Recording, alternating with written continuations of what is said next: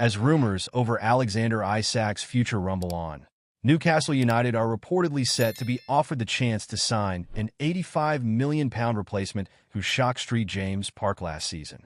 Newcastle transfer news.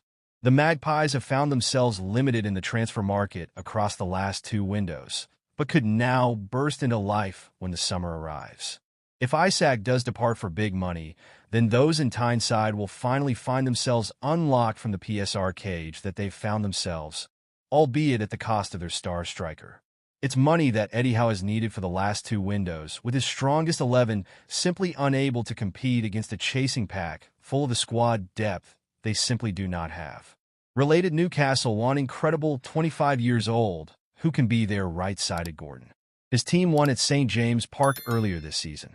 Even up against the injury-riddled Manchester City last time out, Newcastle felt the full effect of another side's spending power, with January arrival Omar Marmish netting a stunning first-half hat-trick. City spent the money that Newcastle couldn't last month and reaped the rewards last weekend. Whether they'll even be tempted to sell Isak when the summer arrives is another story, but that won't stop the likes of Arsenal and Liverpool from reportedly chasing the forward when the window opens.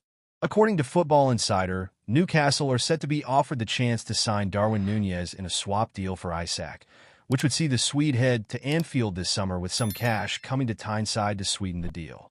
A player Liverpool splashed out £85 million to sign in 2022, Núñez has struggled to ever truly pay that fee back in the form of goals and now finds himself falling down the pecking order under Arne Slot. As the Reds look to solve their striker problem, he could be used as quite the bargaining chip. Whether Newcastle see it that way remains to be seen, however.